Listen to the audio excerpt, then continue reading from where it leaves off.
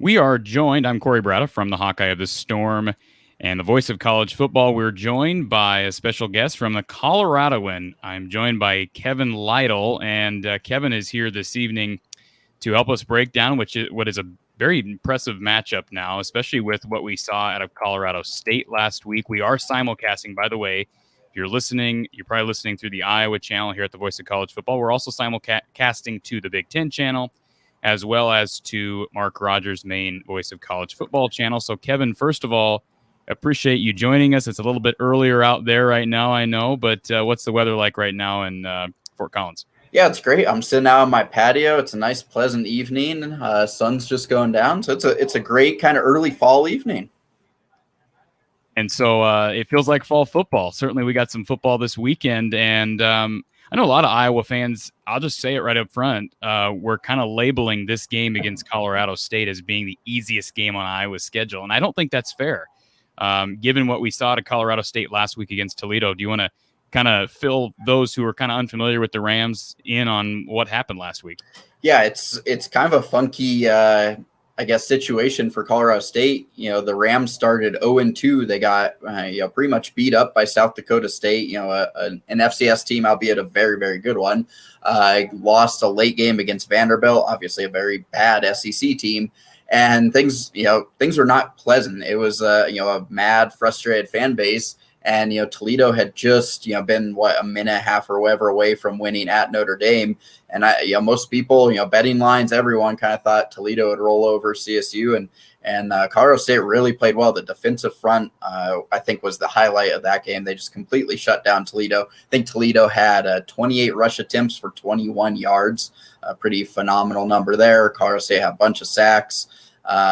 Toledo's offense did absolutely nothing. Colorado State offense didn't do much either. David Bailey ran for about 130 yards, so he was solid, but Colorado State only threw for 110 total yards, were pretty discombobulated in the passing attack, but didn't matter because they got a punt return touchdown from Thomas Panunzio and kicked 5 field goals. And with how their defense was playing, that was all they needed to win. Honestly, it's pretty comfortable in the fourth quarter. So it went from a game that I think most even Colorado State fans expected to lose to a fairly comfortable. And I think that's going to end up being a pretty decent looking win because Toledo, certainly I think they had a Notre Dame hangover, but I do think that's a pretty solid team. So that it's going to end up, I think, a solid win for Colorado State, and has a little bit changed the mood here in Fort Collins.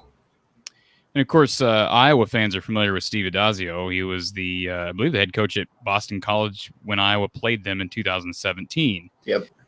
So these two head coaches are familiar with each other. I want to touch on something you just brought up, Kevin, and that is special teams, because that's something that really was impressive this past weekend for Colorado State against Toledo, but not something, my understanding, I didn't watch a lot of Rams football last year, but something that was a struggle last season. Talk a little bit about special teams.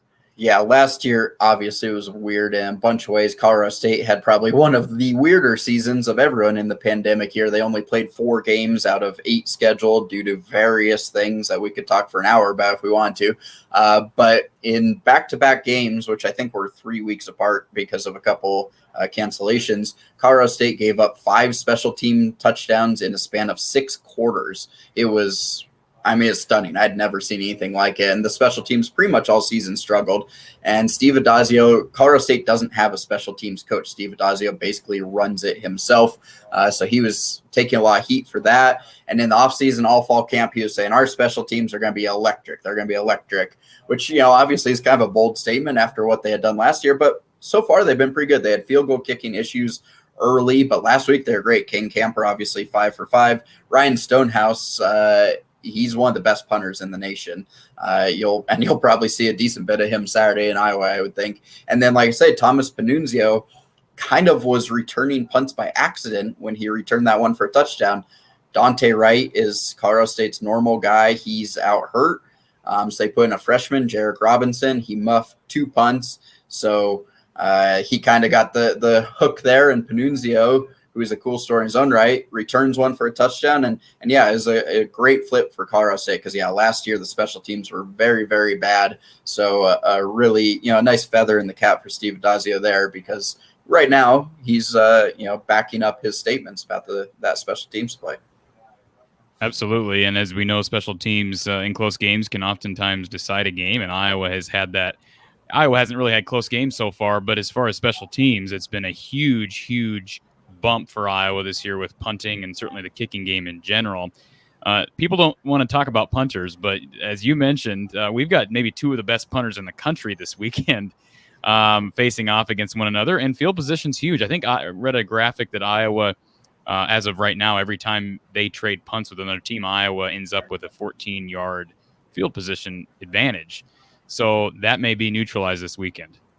Yeah, that's a great stat right there. And Ryan Stonehouse, not to push too much of my own work, but I'm writing a story on him this week heading into the game. He's a funky, fun guy for Colorado State. He's sort of your California surfer dude. But he's got a cannon of a leg. Really flips field position. He had I think it was an 81-yard punt early this season against Vanderbilt. I think that was.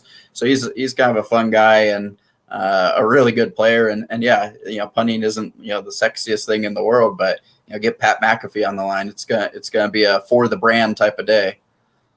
Absolutely. And one thing that Kirk Ferentz talked about this week, and I promise for our Iowa fans who are talking or who are listening tonight, we will get to some Iowa highlights, or I should say pointers to look for heading into this game. But one thing Kirk did point out about Colorado State is I believe it was McBride, right, at tight end for Colorado State. And, of course, Iowa's sort of known. I know Mark challenged me on this a week or two ago during a live show that I made the comment that I thought Iowa was tight end you, and he said maybe past 5 years, but Miami might challenge that a bit. So regardless, but Iowa has produced a number of tight ends over the course of Kirk Ferentz and Hayden Fry's tenures. So they're not going to be caught off guard by an impressively – I mean, he's a big guy. I think he's like 6'5", right? And he's a good-sized tight end who can catch the football, certainly can block. But what should Iowa fans expect out of McBride this weekend? Yeah, Trey Mcbride is far and away the face of Colorado State football. He's, like you say, 6'4", 260. He's a guy that could and would fit right in at Iowa. He's from a small town, eastern Colorado, and really has just come on. If fans have followed NFL for a while, Joel Driessen, who kind of bounced around the league, he's with the Broncos, Texans. He's from the same town, and so McBride is kind of the next in that line there from this little town called Fort Morgan. But he's a good catcher, a ferocious blocker. He's a guy, he loves blocking. I think it's probably his favorite thing to do. And Todd McShay, before the season had Trey McBride as a first-round pick. I don't know if he'll actually be in the first round, but certainly in those first three probably. He's kind of getting a lot of attention right now. I mentioned Colorado State had 110 passing yards against Toledo. Trey McBride had 109 receiving yards. So he was pretty much the whole offense, and it's going to go through him again Saturday because Dante Wright is probably out again. So Trey McBride will be, the focus A, B, and C for Iowa, I would think, because if you slow him down, Colorado State's offense is not going to have much of a chance to produce a lot. It doesn't seem like, just from my perspective, that Colorado State's going to be nervous heading into this game. I mean, this is a program that is used to, I know they had I believe, was it a home and home with Minnesota a few years back? Yeah, they schedule really aggressively. I mean, in the last handful of years, they've gone to Arkansas, they've gone to Florida, they've gone to Alabama. They had, like you say, Minnesota home and home. Not that Vanderbilt's very prestigious, but Vanderbilt, they've played Oregon State. They have, Texas Tech, Arizona, Michigan on the schedule, in the near future. So yeah, Colorado State really schedules aggressively. So most of these players have played in, significant type of environments. Some of the key players are transfers that followed Adazio from Boston College. So obviously they played some big ACC games there. So yeah, I think, you'll have some of it. Some of the young guys haven't been in this environment because there were no fans last year for the most part. But a lot of them have been in, big type of environments before. And I think you touched on it, but Toledo nearly knocked off Notre Dame. And I think that's a pretty solid Notre Dame team, as they always tend to be. But this was a convincing win for Iowa fans who are kind of taking Colorado State for granted. This was a, 22-6 pounding. I mean, there was no doubt in this game. And former Iowa coach John Patterson, who joins us each and every week after each Iowa game to break down the Iowa games, he does analytics for all of Iowa's opponents, and he broke down that Toledo Colorado State game. And I believe he said there were and again, I'm just spitballing this, but like 18 parameters that were crucial for victory. And I think Colorado State won like 15 of the 18. So this wasn't a fluke by any means. Yeah, and that, without knowing exactly what those 18 are, that sounds about right, because Toledo did basically nothing well. Colorado State did a number of things well, especially defensively. And that's how, you have to have a solid front seven if you're going to want to be in a game like this, against Toledo, certainly. But then, if you want to hang around against Iowa, you're going to have the big boys up front do some damage. And they did against Toledo. We'll see if they can continue that. Obviously, it's another step up doing that at Iowa. But yeah, they'll take confidence from that Toledo game, certainly, and try and carry that into Iowa. And like you say, at minimum, go in, thinking they can at least hang with a good team. I don't know if they're fully convinced that they're going to go beat them, but that Toledo game totally changes the mood, because it was pretty rough after the first two games.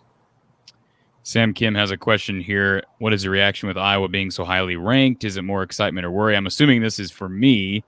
Certainly, I think this is an opportunity for Colorado State. I've talked pretty openly about rankings that I don't think it does anybody good but Iowa's opponents at this point in the season. I don't know how you feel about this, Kevin, but this has got to be an opportunity, or the players have to feel like an opportunity to be the biggest story in college football this weekend.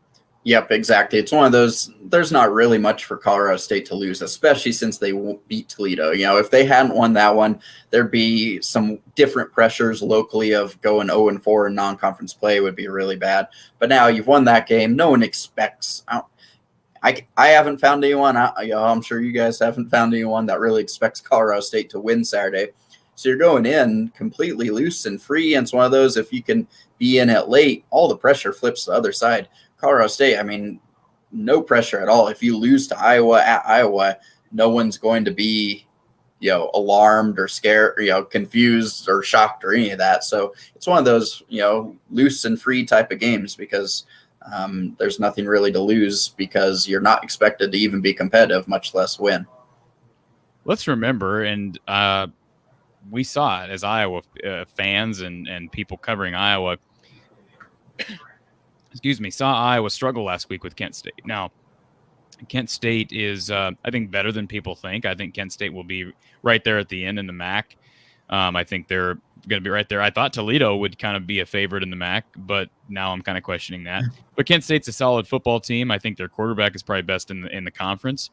But and I don't know if you caught any of that game, Kevin, but had Kent State not fumbled at their own half-yard line, I believe in the third quarter, I believe it was third quarter, it would have been a 2-point game.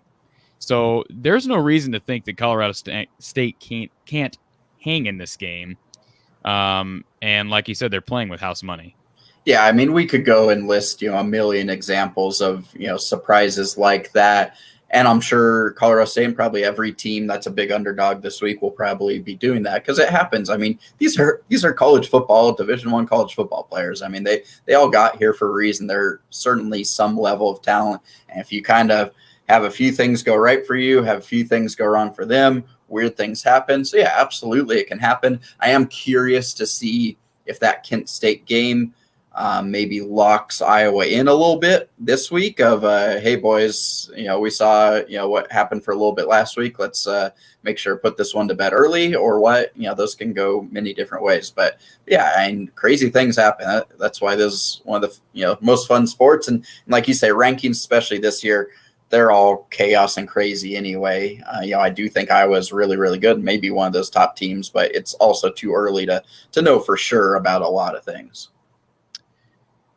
And this, I think, will be interesting to follow this weekend. Of course, Iowa fans have been frustrated with the Iowa offense, and you're always going to find something to nitpick against. I think that's probably true with any fan base, but certainly at Iowa, I've experienced that my entire life, just listening to fans nitpick, and I do the same thing, and that's okay at times. The offense is a concern. You look at Iowa struggling getting the ball downfield.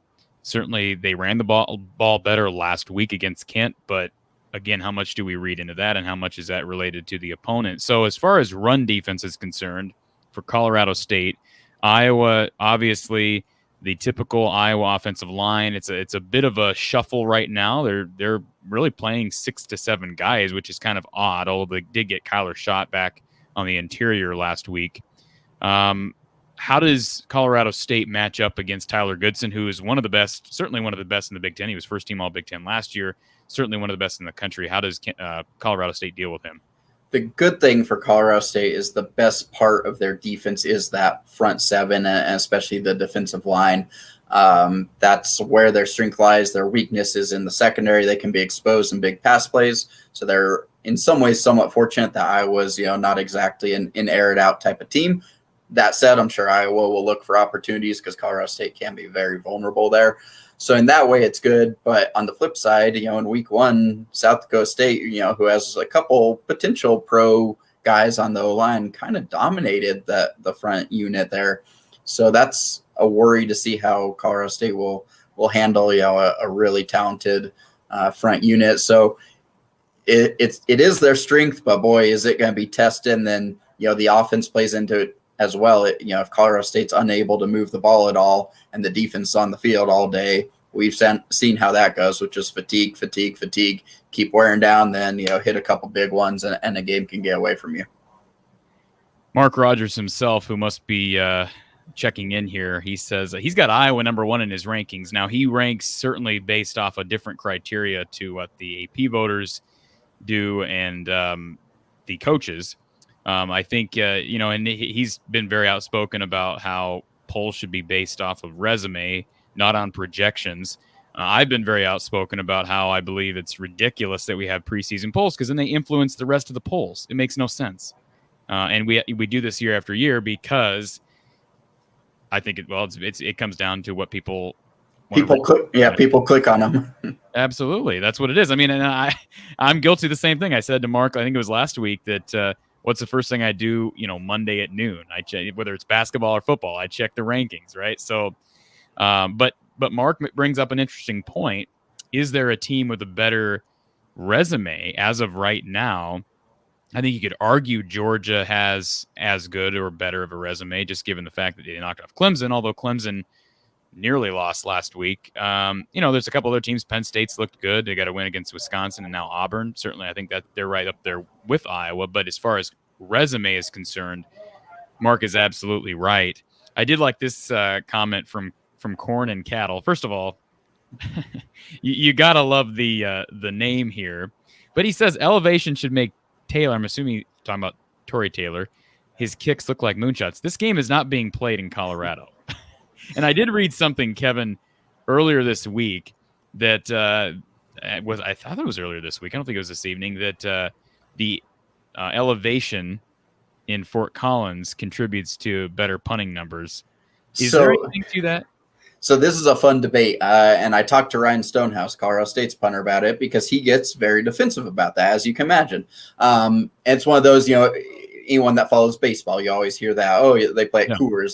It's a hashtag on Twitter, Coors, because you're playing at elevation at Coors Field. The interesting thing, Ryan Stonehouse punt average is lower at sea level than it is at altitude, which is interesting. And he claimed, I'm not smart enough to have done the science on it. He maybe actually is, but he claims that does not. I don't know how true or not true that is, but the fact of the matter is he certainly has very good, not just punt average yardage wise, but net punting, meaning his hang time and such is good down at elevation. So, or without elevation, I should say. So I don't know the science of it. We'll have to bring in someone much smarter to figure all that out. But regardless, Ryan Stonehouse certainly has very good numbers wherever he's playing. But I'm sure there are some punters that would love to try it out up here. Absolutely. And I'm trying to think, and maybe I should have done this research. Do you know, Kevin, the last time these two teams have played? I believe this is the first meeting. Is it the first meeting? Yeah. Which surprises me because I think of Colorado State. I mean, to be completely honest, Colorado State to me is a better program than Kent. I don't have a great feel of college football in general. And I guess this would be a good opportunity to kind of put a plug in for your stuff. If you are a Colorado State fan who's here, or you are just a Big Ten fan, or certainly a fan of college football in general, and you want to read Kevin's stuff. Kevin, where can people read your stuff? Yeah, so I'm at Kevin_Lytle on Twitter, and I link all my stuff there. And then Coloradoan.com is our website that houses everything. And yeah, I'll have had several things this week and more coming, and looking forward to it. So yeah, how long have you been on the beat for Colorado State? Yeah, I've been at the paper a little over 8 years. I've been off and on the beat through that and on consistently for the last 5 now. And I can just say, in reaching out to you this week, and I try to do my research. As far as who we have on the show, and I can vouch for you that Kevin is putting in a lot of work for Colorado State football. And so, if you are a Rams fan, or you just want to, maybe you're an Iowa fan and you want to kind of get a better grasp of the other side this week, certainly check Kevin out over at Kevin_Lytle on Twitter and at the Coloradoan. Okay, so if you're Colorado State, what's the feel with Colorado State as far as the program, expectations-wise? Heading into this year, obviously, we talked a bit about the COVID issues last year, and it was weird for everybody. I mean, regardless of program last season. But where is the fan base right now? Obviously, don't expect to win this Saturday, but where is this fan base? It's a weird time here at Colorado State. So if you go back 2 years into the 2019 season, 4-8 season, a lot of frustration. Mike Bobo gets fired, basically. Technically, it was a mutual parting of ways, as they tend to do. So Mike Bobo gets fired.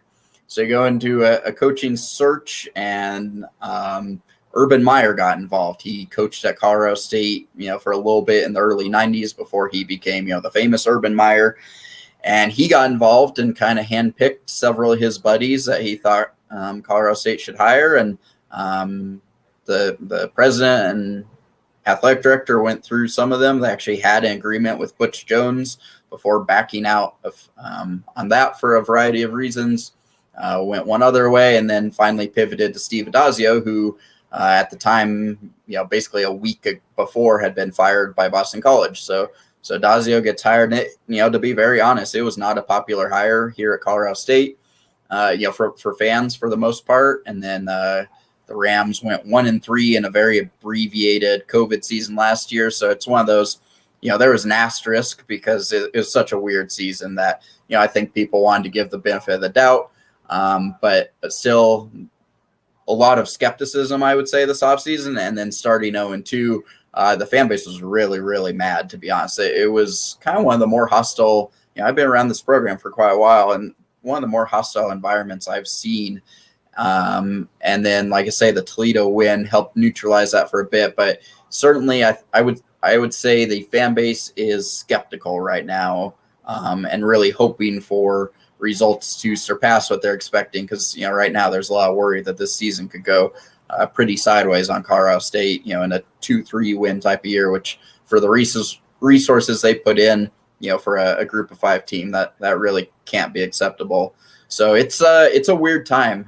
Like I say, obviously a good win last week has really helped calm things down because it was getting pretty hot, but it's still not, all aboard the Addazio train or anything like that from CSU fans.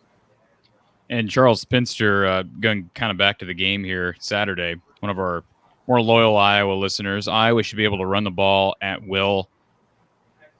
I think that's a bit overeager.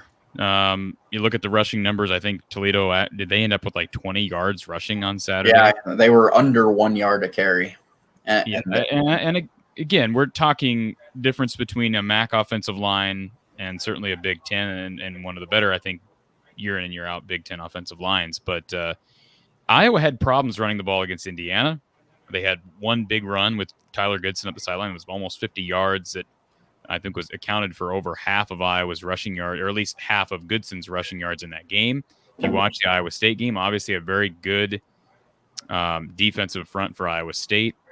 I think one of the better defenses in the country. Some metrics say right now Iowa State has the best defense in the country, despite the fact that they're just 2-1. And Iowa struggled to run the ball against Iowa State. Now they got things going against Kent State, but let's remember for Iowa fans who are penciling this in, and I'm not saying Charles is doing this, but if you're an Iowa fan penciling this game in as a win, if Iowa doesn't run the ball well, bad things happen. And I point back to 2016, and Kevin, you probably won't remember this, but there was a lot of hype around Iowa in 2016. You'll recall they came off the Rose Bowl year. They got their pants pulled down against Stanford. I get that. But they were 12-0 in the regular season, barely missed out on the playoff after losing to Michigan State in the Big Ten title game. And in 2016, there were a lot of expectations. Iowa blew the doors off Iowa State. They were undefeated. And they got beat by an FCS school, and of course, probably the best FCS school out there, North Dakota State. But it was because Iowa couldn't run the football effectively. So if you're gonna come into Kinnick and beat Iowa, certainly as an underdog, you take the run game away, and that's not always the hardest thing to do. There is this misconception nationally sometimes with Iowa that Iowa just runs the ball down teams' throats, and that's not always the case. Iowa tries to do that, but if you look at the numbers, Iowa very rarely has a top 5 in the Big Ten rushing offense, and that's just those are the facts as far as the numbers. So I think if you're Colorado State, and again, I'm not making any predictions right here, but there's an opportunity for them to hang around if they can figure out a way to limit Tyler Goodson. Yeah, Colorado State, that's number one. They've got to do that because if they can't stop the run, it's game over. They won't be able to win in a high scoring type of game. Their offense just is not good enough, especially against this Iowa defense. So they absolutely have to do that and then hope the secondary holds up. I think those are, that's point A for Colorado State, probably point. It's probably another point A. Can we have 2 point A's? Is that allowed? The other one will be turnovers. Colorado State cannot be turning it over. Obviously, Iowa has had some very big success in creating big plays defensively on that this year. If Colorado State is loose with the ball, again, they won't be able to hang in because the offense isn't explosive enough to make up for those type of mistakes against a Iowa type of defense. That's just going to be huge. Obviously, that's a football cliche, but so true for Colorado State this week. If they want to hang in, they've got to be very clean. And I don't know what Sam Kim, what he's mentioning here. Maybe this question is obviously expansion rumors, I would imagine. Which, if we want to, I can expand on a little bit where we're at. I did hear some rumors this week about them going to the American. Is there any substance to that? Yeah, so it's been kind of all over. So to roll it back, just for some history for folks that maybe don't follow Colorado State, back in 2016, when it looked like the Big 12 was going to expand, they went through basically a job interview process. It was almost like, and Colorado State was in that. They were basically one of the finalists, and then the Big 12, left everyone at the dance floor and said, actually, we're not expanding. So Colorado State was really close there. And then obviously the whole Texas-Oklahoma thing happens, and that kicks up the next expansion talk. Colorado State wanted to be part of those talks, but basically a football program is not good right now. And that was, at least 75% of what the Big 12 was looking for based on all reports. So Colorado State really wasn't even in the conversation. So now, the Big 12 has added some teams. There's talk they may add some more in the future. So right now, the AAC, I always screw those up. AAC, can't we make these a little different? AAC has lost some of their top teams. Mountain West is hanging strong right now, but Boise is going to continue to flirt with, whoever they want to flirt with. So there's talk that the AAC may try and poach some of Mountain West, and some reports that Colorado State and Air Force are two that are seriously in those discussions. I don't have any huge breaking news. I think there are certainly discussions being had. Going to the AAC without Boise State and San Diego State coming with you, I'm not sure makes a lot of sense for Colorado State. A lot of things in college sports don't make a ton of sense at the moment. So there's a lot of chaos. Colorado State fans, again, this speaks to some of the angst I was mentioning earlier. Some of it has to do with the Big 12 stuff. Is Colorado State fans obviously wanted to be part of that conversation, and football struggling has prevented that. But now it's, this AAC conversation is very interesting because, with that conference weekend, I'm not sure if it's, a good move going over there. It would increase costs on Olympic sports as well.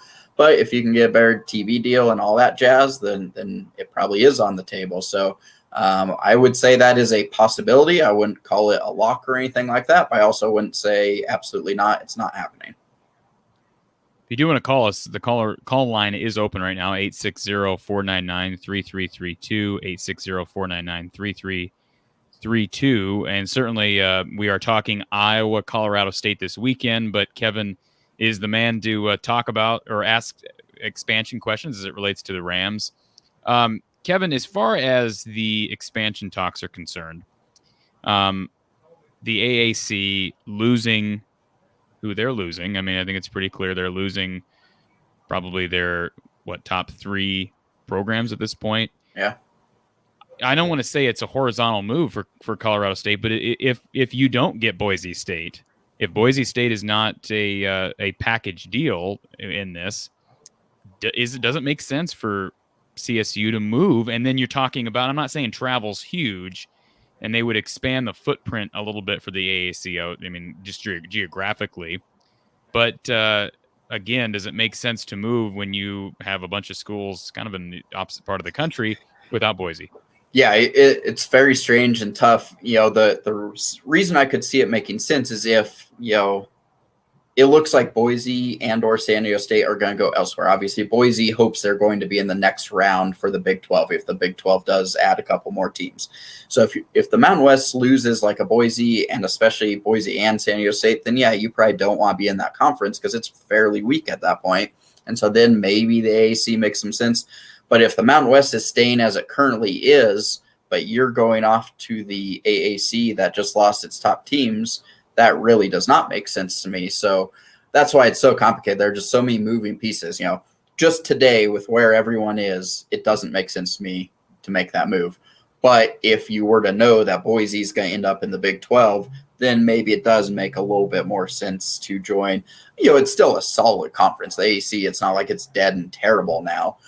So in that way, I could see how it makes sense if you know that Boise is not long for the Mountain West. And, if San Diego State somehow is ending up elsewhere. So there is a way I can see it, but as currently constructed, it does not make sense for me. And so what's the viewpoint of Colorado? I mean, is here in Iowa, we had this debate a couple of weeks ago with Iowa State. Is there a big brother? There has to be, right? A big brother, little brother dilemma for Rams fans? Yeah, absolutely. I mean, Colorado was in the Big 12. Now they're in the Pac-12. So just the pure function of Power 5 versus Group of 5 creates some of that. And there's the trickle down. Colorado gets probably more, not probably, they definitely get more media coverage around the state than Colorado State does. So, yeah, I think Colorado State fans have a little bit of that. And, they love poking fun at each other. This is the same for most rivals. But Colorado State fans, 2 ways to have them have a good Saturday is if Colorado loses and if Colorado State wins. Whoever Colorado is playing, they love. They enjoyed Minnesota thumping the Buffs last week. So yeah, there absolutely is some of that. They used to play every year. That has been shelved right now for stupid reasons, but they'll continue playing some back, kind of 2 on, 2 off type of schedule over the next many years. So there's a funky little rivalry there for sure. Yeah, I was going to ask you about the Colorado loss. Ugly. Bumping. That's maybe an understatement. I don't know that I've seen. And Colorado State was competitive against A&M. So I don't want to completely derail this conversation, but what in the world happened? Yeah, against the team without their main running back, their star running back in Ibrahim. Yeah, the Buffs should have beat A&M the week before, and then just ugly. They're in transition as well. Carl Durrell is a second-year coach, and they lost their starting quarterback transferred, and because he maybe wasn't going to win the job, and they're a little bit in a transition, and I don't want to say chaos because that's not true because they've had some good results, but definitely they're riding a lot of ups and downs right now. Okay, do want to get to a couple comments here, and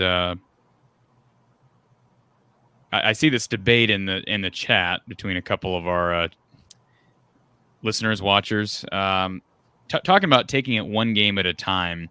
And I think there is a misconception at times that teams overlook other teams. But, when you look at individuals on the football field, we saw it last week with Riley Moss at cornerback. I thought, and I had said it after the game, I thought Iowa kind of got a little, or at least Riley got a little bit complacent. And here's a guy who was National Defensive Player of the Week 1 against Indiana, played well week 2 against Iowa State, and then got caught with his hand in the cookie jar last week and got burned on a couple plays. So if you're looking from a quarterback perspective, how much faith is there in the quarterback position right now for the Rams? Is it in a position, because I think Kent State, for at least where Kent State is in the MAC, there's a lot of confidence around whatever that kid's name is now. I can't remember it, but where is Colorado State right now at quarterback? Yeah, very.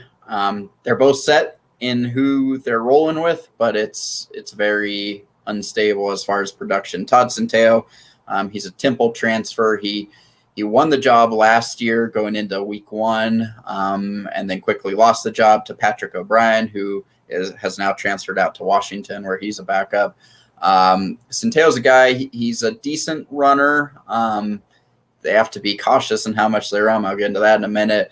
Throwing the ball, he just struggles. I mean, he was under 50% last year. He has improved this year. I would say he's a pretty good thrower in the short game, but he keeps missing. They've had some, wide open deep balls that could have changed some of their games that he's missed there. So he's just too inconsistent right now. He's a great kid, really likable guy. His teammates seem to love him, but just too inconsistent right now. And especially, Dante Wright, Colorado State's top receiver, probably won't play. That's really hurting them. So they're limited in options, and Centeo is, like I say, just inconsistent. So that's one of the reasons, or the main reason I've said that Colorado State just can't hang in a shootout type of game, whether it's Iowa or anyone else. They just don't have the explosiveness in the passing game to do that. So Centeo is the guy. He'll be number 1 all year barring injury, but there are definitely some inconsistencies that need to be worked out. I'm curious about fan base. We talked a little bit about expectations, but how much of course, COVID has affected everything, but how well do Colorado State fans travel? Should we expect to see a strip of green on Saturday in Kinnick?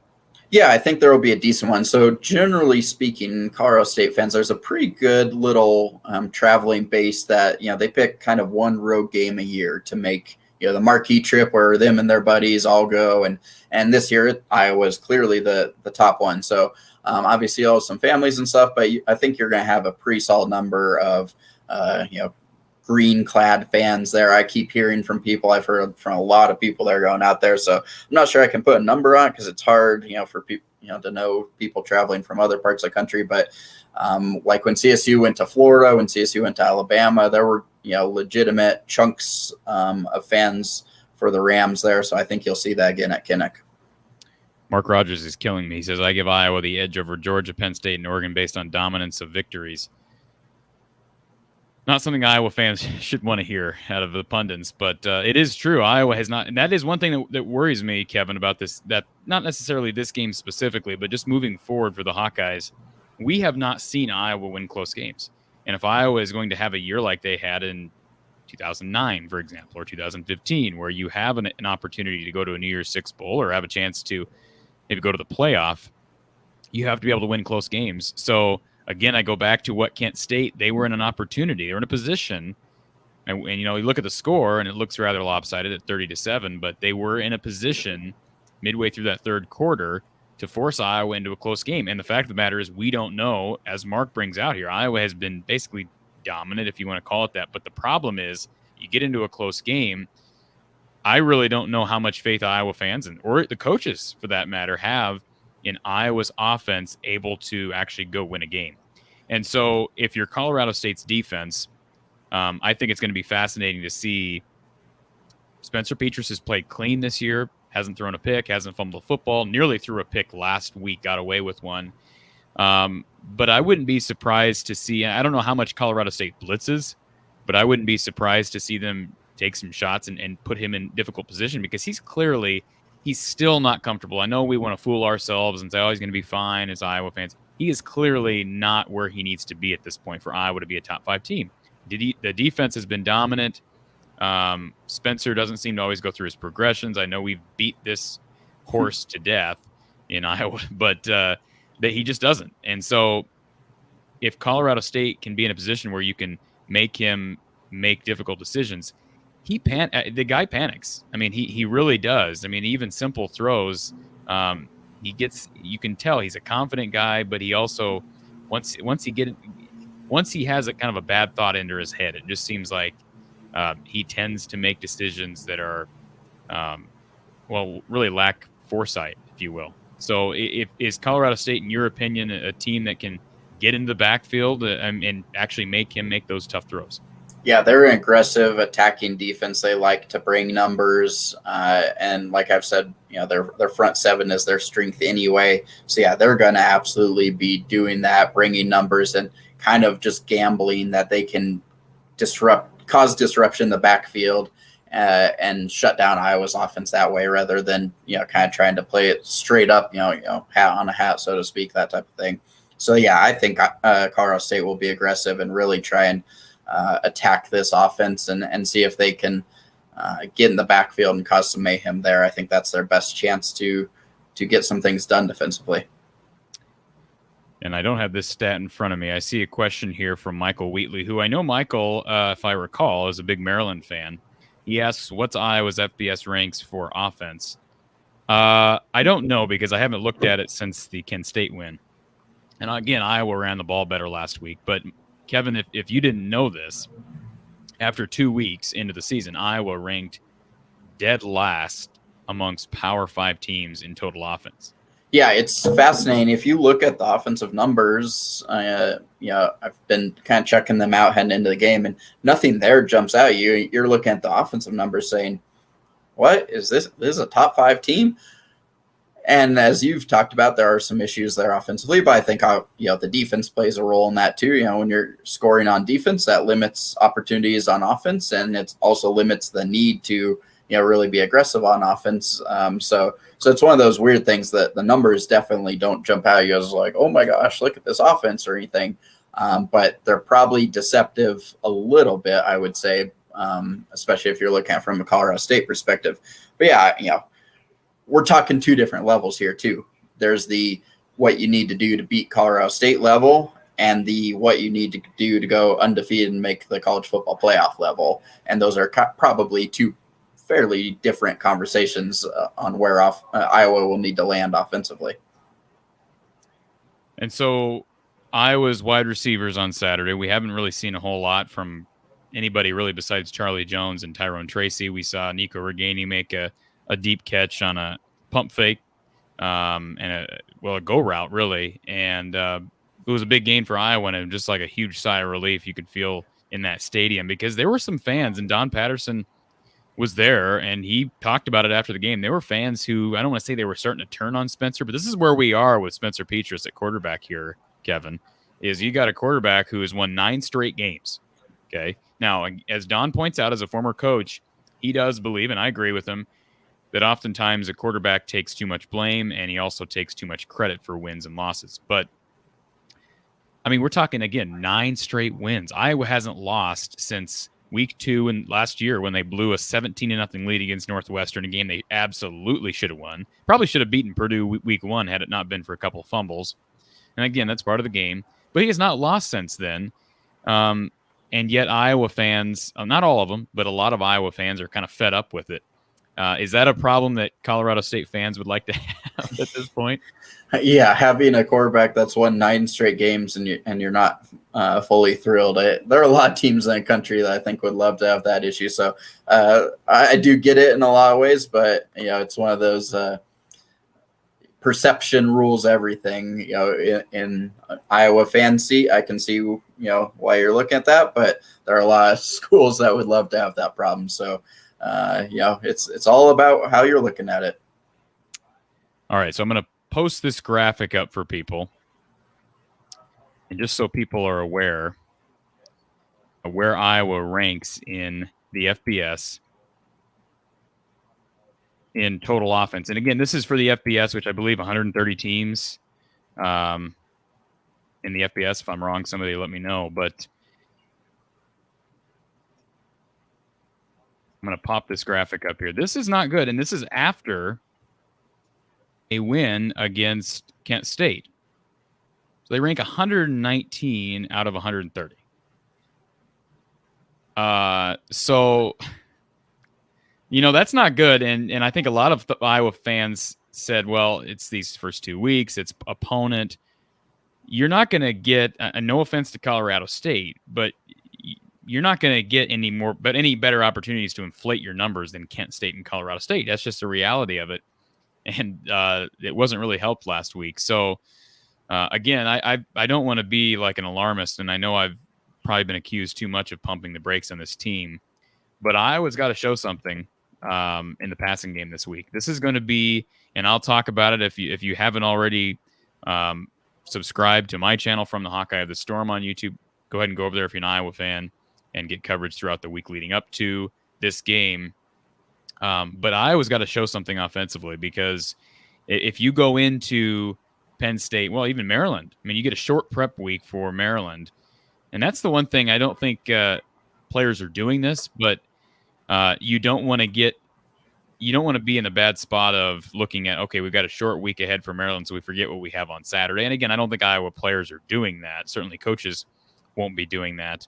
But again, this is not a very good offense. In fact, excuse me, just scrolling through the numbers here, Iowa is they're second from Colorado and Kansas are both behind Iowa in total offense. So Colorado and Kansas, of course, Kansas, that's to even be in the same conversation as Kansas in a football conversation is not good. And then what we saw from Colorado last week, and then of course they didn't score. I mean, they were in that game against Texas A&M, but they didn't put points up. It's just a real concern. I say the same thing I said about Iowa basketball, kind of flip it around with Iowa not being able to play defense in hoops. You're not going to be able to sustain success. You're going to get beat by somebody you shouldn't get beat by, and whether that's Colorado State, I wouldn't think it would not be, but whether it's Colorado State or Maryland or somebody's going to get you. And Iowa fans, this is not a game you want to look past on the schedule. Steve Addazio does have some Big Ten connections. I know he was OC at Indiana earlier in his career. Is that right, Kevin? I mean, he's got, obviously, besides Boston College, he's got some familiarity with Kirk Ferentz and how this offense and this defense operate. Yeah, he's obviously been all around. He spoke really highly of Kirk Ferentz, of course, and in a lot of ways, I don't want to say these teams are mirror images, because obviously, it's like one of those shrinking mirrors. One is big, one is little, but they, in many ways, are fairly similar. Want to dominate up front. Nothing super crazy, flashy, or any necessarily innovative type of stuff. Just kind of beat up the other team and be better at everything than them. So in some ways, they try and do the same things. Again, obviously, it's at different levels. So I think there's probably a mutual respect there between the teams of like, hey, we watch the film and we kind of see us, just a different version of us. So yeah, there's some familiarity in some ways, and certainly respect there.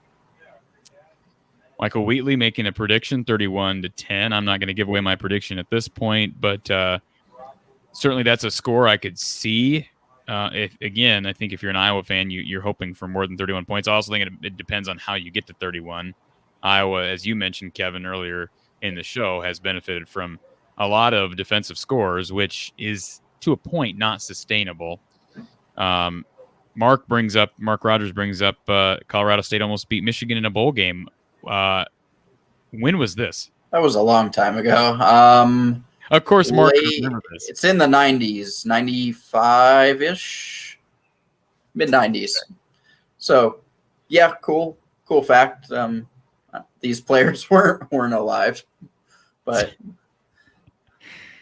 And so, almost. What does that mean? Almost. What do you remember? This? What bowl game was this? Was this a Holiday Bowl? I didn't brush up on my bowl history before we talked. I didn't anticipate CSU Michigan from the 90s coming up. But yeah, that was in the Sonny Lubick days. Those were the heydays of Colorado State football. Not long before USC tried to hire Sonny Lubick and ended up having to settle for a guy named Pete Carroll. Okay. So as far as Colorado State history, I mean, you're a young guy, but obviously I'm sure you are somewhat familiar with Colorado State football history. What's the heyday of Colorado State football? Yeah, kind of that mid-90s time. They were really good. They had some huge wins, a top 10 victory at Arizona. Colorado State was in the rankings a ton in that mid-late 90s era. That was absolutely the heyday. Early, maybe early 2000s a little bit. Colorado State football was really good then.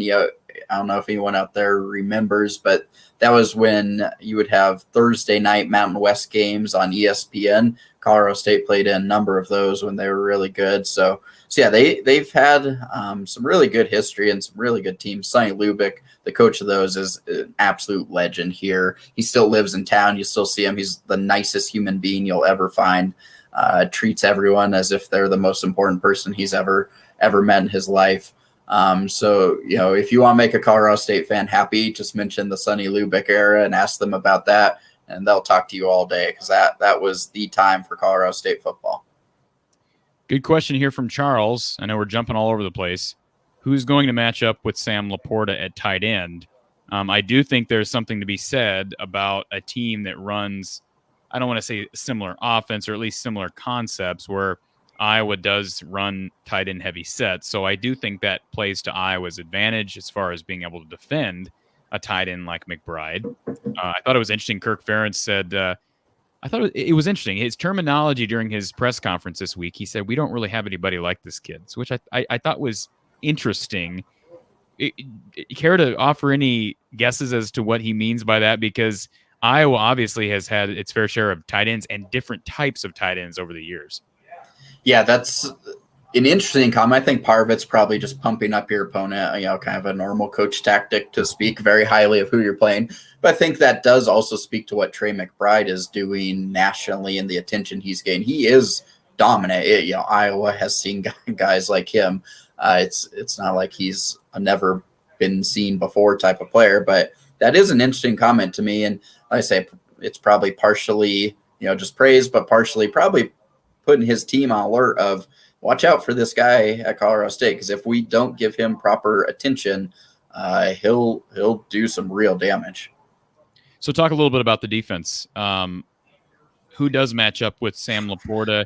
Iowa isn't in a position where they're going to throw a lot of 3 tight end sets. When in past years they've been able to do that, but certainly Luke Lachey is a viable number 2 option at this point, it appears. But who matches up with tight end 1 and Laporta? Yeah, that's going to be a tough one. Daquan Jackson, captain linebacker, maybe will get some chances. That's going to be a tough matchup for him. I could see Logan Stewart, safety, coming down and getting some of those matchups, but that's another Colorado State's they're pretty banged up on defense. And so they're going to have to get a little creative. And that's why, even though Iowa, again, isn't necessarily the biggest, deep pass or explosive pass offense, they're going to have some opportunities there, and I would guess they're going to want to expose that. Web Security says, if I'm Colorado State, I've got conference calls set up with the Big 12. Yeah, they're trying. Yeah, so I know we talked expansion, but is there any feel that could happen? Like I say, back in 2016, it was legitimately close. We have tons of reporting, to back that up. And so they were in that conversation. Joe Parker, the athletic director, that comment about the sky is very true. I can see stars right now outside. But so Joe Parker was in the Big 12 and has some connections there, but the football program struggling right now makes it very tough based on every national report you've seen, during this expansion talk that led to the AAC teams and BYU. Colorado State was never mentioned. Those are, very highly respected college football reporters. So, never say never, because all this stuff is crazy, but it does look right now like Colorado State is on the outside looking in. They are certainly working those phone lines, trying to make it happen. And I think inside Colorado State, at, the front office, so to speak, they're a little bit more optimistic than others are. I'm not sure if that's legit optimism or kind of the optimism you have to have as you charge forward. So yeah, they're trying to keep that line hot, but they're not the only ones. Absolutely. Doug Phelps says, I look for Iowa to use Petrus more this game. Last week developed the line for the run. This week developed them for passing. Boy, that'd be a ideal scenario. I don't know. I made the comparison this week. And Kevin, you're probably not going to know who I'm talking about, but Iowa fans really dread thinking about 2011 to 2000. I'm spitballing this as well because I don't have my ears straight here, but the Greg Davis era at Iowa, And that was post Orange Bowl in 2010. And of course, the departure of Marvin McNutt, Darrell Johnson, Koulianos, Ricky Stanzi, and Iowa kind of went into, I don't want to say a dark period, but if you really look at the numbers from 2011 to 2014, I mean, you had winning seasons. Of course, a terrible year in 2012 at 4-8, I believe. But Iowa's offense under Greg Davis, who had won a national title with Colt McCoy down at Texas, was really, really ugly. I mean, it was just ugly. A lot of horizontal throws, nothing downfield. And Iowa fans have kind of got sick and tired of it. Even whenever they see a game like last week, which featured very few passes down the field, that's the first thing people point to. And I did the same thing. I thought it looked a little bit Greg Davis-y. And so this is an interesting comment from Doug. I don't know, again, if you can – I don't know if the coaches plan things this way. Okay, now we're going to work on the run this week, and we're going to work. I'm not saying that's what Doug's saying, but I certainly think the run game, this was the first really impressive game last week against the run. And as Don Patterson brought out, there weren't huge holes. There weren't huge gaps. Tyler Goodson's slippery. One thing to watch for this Saturday as it relates to the offense is Ivory Kelly-Martin at running back. He's got 3 fumbles through 3 games. Of course, he's backing up Tyler Goodson. He also had another drop that ended up being called back because he was down by contact week 2 against Iowa State. But this is something that we've talked about this week, that Colorado State's going to be, this coaching staff is labeling number 21 and saying, hey, he gets the ball, he's liable to cough it up. So Colorado State's got an opportunity to force some turnovers. We don't know how much Ivory Kelly-Martin will play because Gavin Williams looked good in relief, but certainly that's got to be something that's defensive staff is looking at. Yeah, absolutely. They highlight that, this guy is nervous with the ball. So if he has it, rip, rip, rip. And again, that's, Colorado State's going to have to, if they want to hang around, they've got to be in the plus side of the turnover battle. That's what they get against Toledo. I think they were +2 last week. You've got to do that if you want to have any chance. We do have a phone call here at the Voice of College Football. Thanks for calling the Voice of College Football. Who do we have on the line? Hey, this is Drew. I'm an Indiana fan, but I'm a big fan of what you guys are doing at Iowa right now. I was actually at the Indiana-Iowa game, and you guys did a phenomenal job, and your fans are just amazing. Appreciate the support, and I don't want to turn this into an Indiana show, but what's the feeling around the Hoosier program? Tough loss last week against Cincinnati. Yeah, it's just a couple of plays, and the final score is nothing what the game looked like. We lost one of our best players to a targeting call early, and it just changed momentum. It was just downhill from there. But they're doing fine. Their defense is phenomenal as usual. Just struggles on offense. So what as far as a visiting experience for any Colorado State fans who are maybe watching and heading to Kinnick this weekend, what's the experience I know what the experience is as an Iowa guy heading to Kinnick, but what's the experience for a visitor? Oh, it is awesome. It is by chance. I've been to quite a couple of Big Ten schools, but I've never had that good of an experience. You have the best fans in the world. That's good. I mean, I've never had people shake my hand when they're leaving the stadium. It does not happen. Great fans. It's easy to shake another fan's hand when you win 34-6, with all due respect to our fan base. Yep. But also, I mean, we got tips on the way there. We got help with parking. Your fans are incredibly kind. Even the young ones who just great fans. I can't take any credit for that, but that's quite a compliment to the fan base, because every fan base has their bad eggs. But appreciate that comment. Yeah, but talking about Iowa football, your defense is phenomenal, but I don't think this is quite as known as. But your punter is so good that it doesn't matter if you guys aren't scoring like crazy, because you can just punt it to their 3 every single time. There is something to be said about that, because I don't believe that the defensive scores and the turnovers are sustainable. But what Tory Taylor right now, what he's doing right now, I believe is sustainable. His ability to flip field position, I agree. That might be the biggest storyline heading into this game, because of who Colorado State touts out at punter as well. But I think you're absolutely right. That is something that is going to keep, along with this stout defense, going to keep Iowa in basically every game this season. Yeah, I don't think they'll give up much points. And I heard you were concerned about the offense. wouldn't say red flags yet, because you just played two of like the best defenses in the country. You played Indiana and Iowa State, which are both very defensive teams, at least from what I've heard. And you played them well and beat them by at least 10 points. So you feel good about Indiana's defense? Oh, yes. We're heavy turnover defense. We don't give up a lot of points. I think we gave up 20 to you guys, but several of them were based on field position, where we were punting from our own end zone, and then you go 40 yards and score. Yeah, Iowa did have an impressive drive last week. I think, 80, 90 yards, 20 plays. You rarely see a 20-play drive out of anybody at this level. So, yeah, Iowa fans are happy to hear that, and from someone who's unbiased. So, again, appreciate the comment.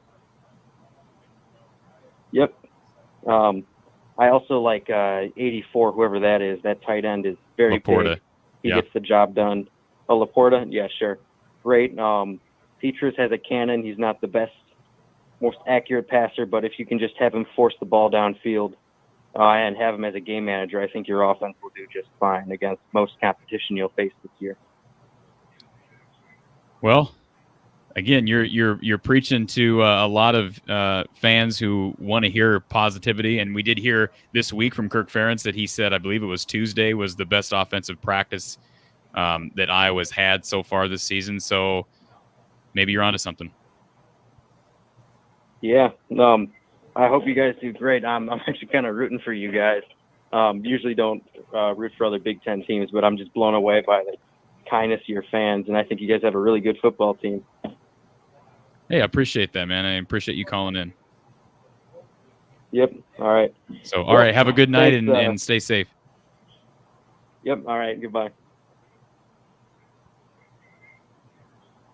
All right, Kevin, I know that had nothing to do with Colorado State. Hey, that'll be music to the ears of, and we talked about the traveling fans. That's cool to hear. CSU fans will love that. I mean, several years ago, 2017, CSU went down to Alabama. Obviously that game isn't a huge threat for Alabama. And I just remember, watching Colorado State fans walking through tailgates, and Alabama fans would, see people in the green say, hey, thanks for coming down. You want to have a beer? We'll give you a beer. I think those are cool. One of the cool things in college football that, we really missed last year, and it's going to be fun to see this weekend. So I'm excited to see that. I'm excited to check out, the flavor of Iowa football. Dependent Fanatic says that he likes Wisconsin in the West, but Iowa looks good. Doug Phillips, Colorado State was ranked 10th when they lost to 18th ranked Michigan. Wow. I did not realize Colorado State had that type of a year. Yeah, they had a couple of years in there. They beat Missouri in a Holiday Bowl. They've been, top 15, certainly top 25, and then a few little times in the top 15 and 10.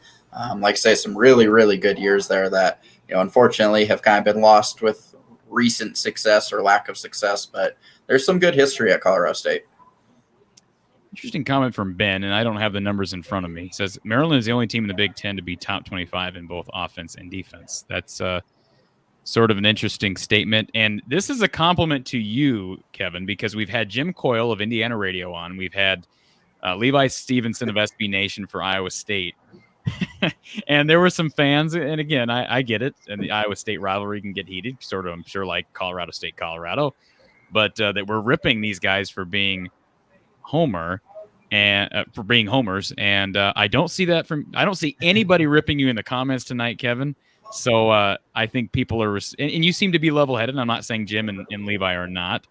I won't say that on here anyways, but it seems like you have a fairly good grasp of where this program is.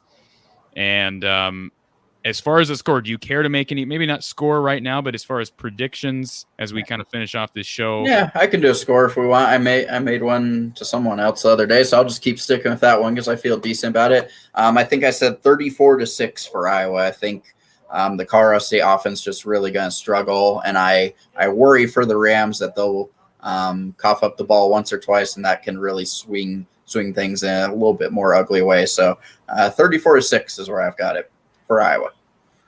So is that a missed extra point? I'm just curious. Is that a missed extra point? Well, I'm not totally sure. I'm thinking 2 field goals, 4 touchdowns, 2 field goals makes the most sense to me.